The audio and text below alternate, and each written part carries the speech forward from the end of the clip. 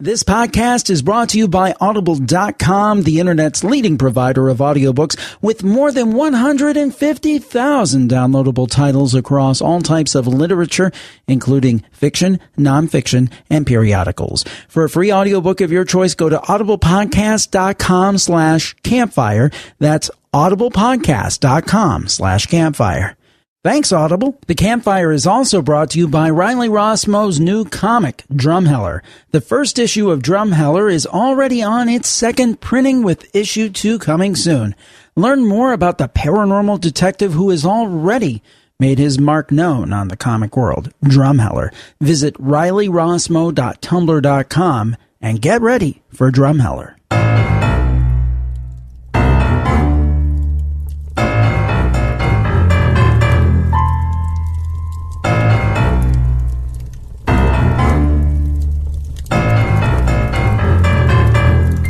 Welcome to our gathering tonight. Here we share stories of ordinary people who have experienced extraordinary things. Sit back, relax, and warm yourself by Jim Harold's Campfire. Welcome to the Campfire. I am Jim Harold. We're back after a couple of weeks of best of shows, and then we did take a week off to attend to some family business and raring to go with some great campfire stories, including a news story that is one of my favorites of all time. One thing I hope you'll check out is my Plus Club, where you can get the back archive of campfires older than 90 days and really a ton of other stuff, too. A total of 720 podcasts you can't hear on the free feed. And I hope you'll check it out over at jimharold.net. Click on the big green sale button, because we are currently holding a sale where you can save on both monthly and yearly memberships. So with no further ado, let's get to it. It is time for the Campfire. Sean is on the Campfire from Maryland. He's going to tell us a story surrounding his great aunt, who seemed to be quite a kind of spiritual person. A fascinating tale. Sean's been listening for about 6 months and dials in via iTunes. Sean, thank you for joining us. Thank you for listening. And please tell us this story about your great aunt. Well, it's my pleasure, and this is the one story. I think every family has at least one, and this is one. This is the one from my family that's kind of made its way into what you might call the family lore, so to speak. You know, it gets told and retold. But it stayed pretty much the same ever since I was a little boy. Mm-hmm. And when I was young, I actually remember this lady, and she was it was my great Aunt Nita Halstead, and she was quite the character. And I'm originally from Huntington, West Virginia. Oh yeah, yeah, it's my hometown, and that's where she lived as well, just outside of there. And great Aunt Anita was a self-taught. She was kind of an autodidact, and what you might call a polymath. Very well read. She was a self-taught herbalist, self-taught linguist. She spoke several languages, including French. She read and wrote French. A self-taught calligrapher, an artist, musician. She played the violin and the piano. And toward the last few years of her life, she made her living as both an herbalist, and she gave piano lessons to students that she called her scholars. I remember my grandmother used to, when she tells the story, she would always talk about how Aunt Anita always would sit in her front parlor, as she called it, and wait for her scholars to come so she could teach them music. So one day she lived by herself until she was in her late 80s. I believe she was about 87, if I'm not mistaken.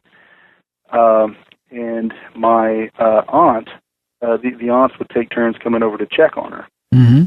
And so my aunt came over and, just to see how she was. And she was very chipper. And she was always very upbeat. And she told my aunt over tea, kind of the old-fashioned way, very matter-of-factly, that, and my aunt still loves to tell this story, that she had a dream that on, I believe it was Wednesday, at 2 o'clock in the afternoon, that was going to be her last day on Earth. And, my aunt was kind of taken aback by this. And, she kind of pressed her for details. And Aunt Anita said that she had a dream the night before, that she was sitting in her rocking chair. She had her quilt over her knees to keep them warm like she did. And she was waiting for one of her scholars to come for music class. And the ceiling and the roof over her head of her house dissolved, kind of faded away. And two angels came down from the sky and picked her up in her rocking chair and carried her up to heaven. Wow. And she said that this was going to happen at 2 o'clock in the afternoon, the following Wednesday. So my aunt, that's one thing about, my family is, my mom used to say there's many ways to spread, the word, telephone, telegraph, and tell an aunt. And so it made its way from one end of the family to the other, and people were pretty concerned. So, you had quite a few people checking on her and asking her if she was okay, and she just kind of waved them off. She said, okay, and everything's fine. Everything's good. She wasn't the slightest bit concerned.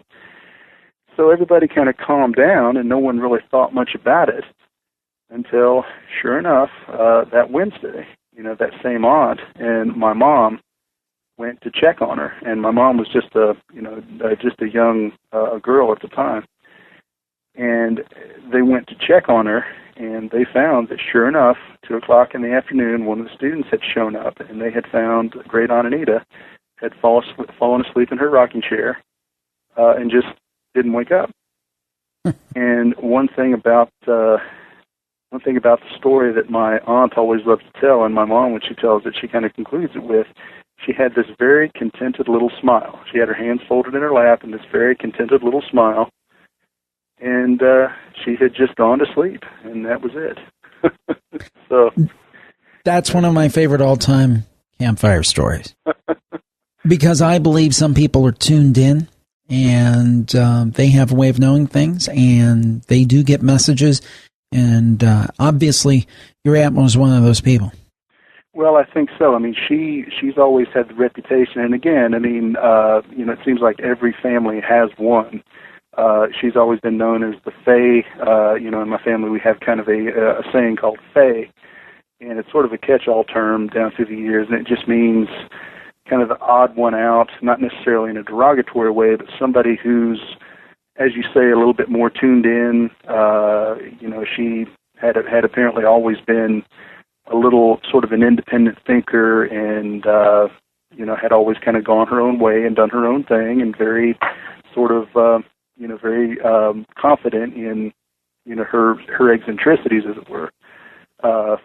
So I think you're right. I think that she really was, and she's always we've got a portrait of her in my grandmother's house, and again, you can really see when you look at her. She's just that kind of person that she just has that look about her. It's nothing you can really describe, but, I think you're absolutely right. Does it provide a comfort for your family in that it seems like the next logical conclusion is that she probably went someplace very pleasant if the angels came forward? Does it offer comfort for the family? Well, I think so. And, when we talk about this, what got me thinking about this, listening to your show, was right about this time every year, we start having, the requisite family get-togethers. And, this story and others always come out, and something about this time of year seems to, bring out, stories of, different phenomena that have happened, and speculation about, what they call the other world or the next world or, the spirit world or whatever. And I've always found it very comforting, mainly for the fact that, the story, really hasn't changed much version to version. And the key point is always that she was not concerned in the slightest. She was very matter of fact and very kind of chipper in the way that she told this. And it was just sort of like, next Wednesday at 2 o'clock, I'll be going down to the grocery store for some butter and coffee and maybe a loaf of bread, That's a great story. That's the way my aunt puts it. And then that contented little smile, they found her with her glasses on her nose and her quilt on her knees and the contented little smile. And I think if you got to go, that's the way to do it. Well, it appears to me that she was a scholar of far more things than language and the piano. She was a scholar of a very great and interesting way to live. Sean, thank you so much for joining us on the campfire and sharing this very touching and special story. Well, the pleasure was all mine, Jim. Thank you. This podcast is brought to you by Audible.com, the Internet's leading provider of audiobooks with more than 150,000 downloadable titles across all types of literature and featuring audio versions of many New York Times bestsellers. For our listeners, Audible is offering a free audiobook to give you a chance to try out their service. And one audiobook to consider is Skinwalker, Jane Yellowrock, Book 1. So for this or another free audiobook of your choice, go to audiblepodcast.com/campfire. That's audiblepodcast.com/campfire. Well, I know them, I love them, and I've told you for years about them, and they are just greater than ever. Their list of books are constantly increasing. They're constantly improving their website and their apps. And I just can't say enough about Audible.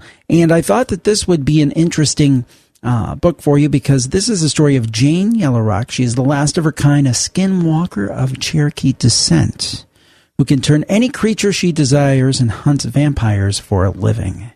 And this is specifically a case where she's been hired by one of the oldest vampires in New Orleans to hunt a powerful rogue vampire who's killing other vamps. I thought that our campfire audience might just be interested in that. And the best thing of all, you can get it for absolutely free. If you've never tried Audible, go over to audiblepodcast.com/campfire. That's audiblepodcast.com/campfire. And you can pick up on this book for free and try out Audible. And if before your trial's over, you decide it's not for you, you can walk away. No obligation. No harm, no foul, but I tell you, once you start with Audible, it's like popcorn. You can't stop. It really is a great thing, and we love them. And it's a great time of the year because it's fall, particularly those of us in the cooler climates. You know, you want to kind of times snuggle up with a good book or take a walk through the falling leaves, and Audible will warm your heart. You'll love it. Check it out, audiblepodcast.com/campfire. That's audiblepodcast.com/campfire. And we thank you, Audible. Be sure to follow Jim on Facebook, Twitter, and Google+. Find all the links at jimharold.com. Now we return to Jim Harold's Campfire. Pete's on the line from the Alamo city of San Antonio, Texas. And he's been listening to us for a while on TuneIn Radio, that great app. Pete, welcome to the program. I understand you have a story about some loved ones who passed and who may have communicated with you. Please tell us what happened. Well, actually, my mom, she passed away in 2005, and my daddy passed away in 2002. Mm-hmm. Well, when my dad passed away, after the funeral and a few days had went by, I was visiting my mother quite a bit because, she was still, dealing with the whole loss and everything as the whole family was. And my mom and I were sitting in the living room at her house. We were reminiscing about my dad and, little things that he would do, and we were kind of laughing about it and stuff. He had this thing about going around the house if somebody left the light on or something. He'd say, "What are the lights doing on in here? You need to cut these lights off. This is not a carnival." So he would go around cutting the lights out. And I like that. It's not a carnival. That's a good one. Yeah, it's not a carnival. He goes, "Money don't grow on trees."